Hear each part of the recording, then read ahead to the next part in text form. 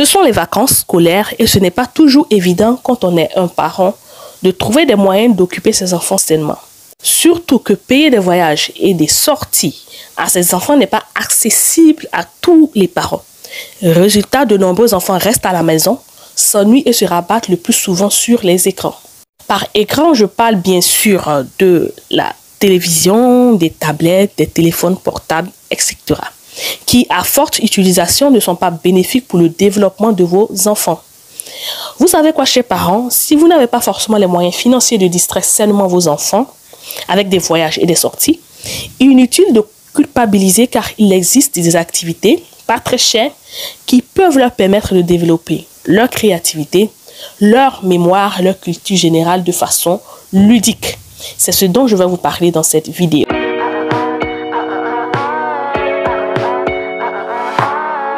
Bonjour à vous, j'espère que vous allez bien. Je suis Marie-Louise Baïkoro, maman et accompagnatrice en parentalité.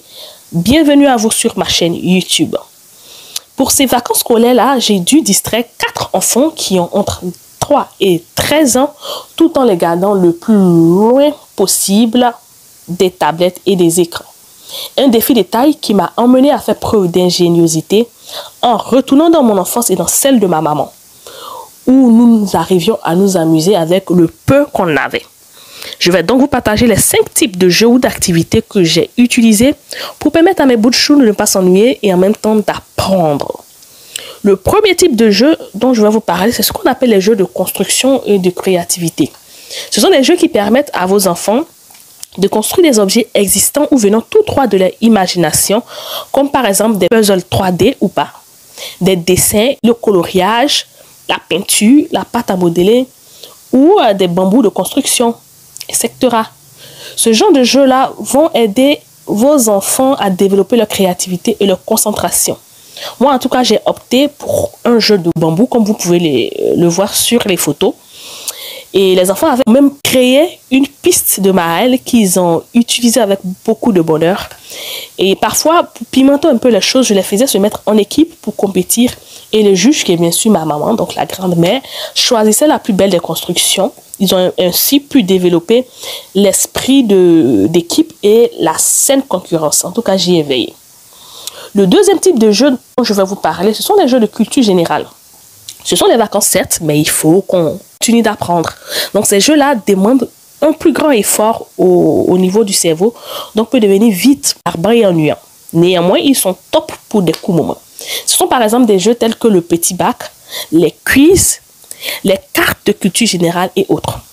Moi, j'ai opté en tout cas pour le petit bac avec les enfants, qui est un jeu de société et de lettres dont le but est de trouver par écrit et dans un temps limité une série de mots appartenant à une catégorie prédéfinie par les joueurs eux-mêmes et commençant par la même lettre. Pour y jouer, il faut être au moins 2 personnes et il faut juste des feuilles, une règle, des stylos et un minuteur. Le troisième type de jeu ou d'activité que je vais vous proposer, c'est la lecture.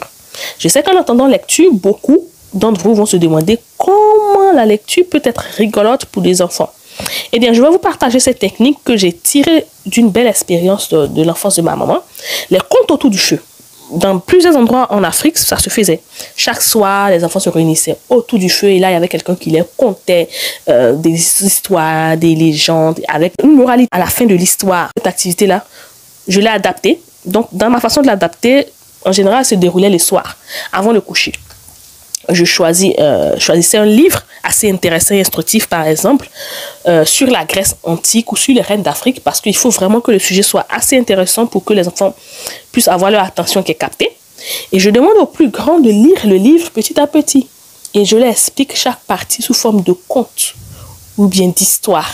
Donc, en faisant cela, les enfants vont exercer leur capacité à lire sans forcément se rendre compte qu'ils sont en train d'apprendre et en même temps passer un bon moment, tous ensemble. Voilà. Donc, plusieurs fois, ils sont revenus vers moi me réclamant des séances de lecture. Le quatrième type de jeu dont je vais vous parler, ce sont les jeux à codes.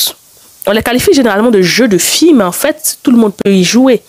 Laissez votre enfant s'amuser sans distinction de genre, ok? Ça peut être, par exemple, la corde à sauter ou le tir à la corde. Dans celui pour lequel moi j'ai opté avec mes enfants, les enfants en général se placent en cercle Et il y a un meneur qui est au milieu et qui tient une corde par un bout. Il la fait tourner autour de lui et les autres doivent sauter par-dessus la corde sans la toucher.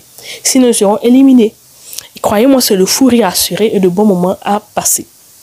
Le cinquième et dernier type de jeu dont je vais vous parler sont les jeux de cailloux, tels que les jeux d'Awalé ou les jeux de 7 cailloux. Les jeux de 7 cailloux, là, en fait, se font avec 7 cailloux, bien sûr, que les joueurs doivent essayer de faire tenir dans leur paume, voilà, dans la paume de leur main, tout en lançant en l'air un caillou. Donc, les 7 cailloux sont jetés au hasard par terre, voilà, sur un sol lisse de préférence, sinon vous allez vous blesser le doigt. Et il faut commencer à les récupérer, d'abord un caillou, ensuite 2 cailloux, et ainsi de suite jusqu'aux 7 cailloux, tout en lançant un caillou en l'air. En tout cas, moi, j'y ai beaucoup joué quand j'étais enfant. J'adorais ces moments sans écran parce que dans mon enfance, il n'y avait pas beaucoup d'écran et tout. Ça nous permettait de nous sociabiliser, de créer des liens avec des amis, avec la famille et tout. Et voilà, on vous partage ces idées-là. J'espère que vos enfants pourront passer des vacances inoubliables loin des écrans. Et quant à moi, je vous donne rendez-vous pour une prochaine vidéo sur ce que Dieu vous garde. Ciao!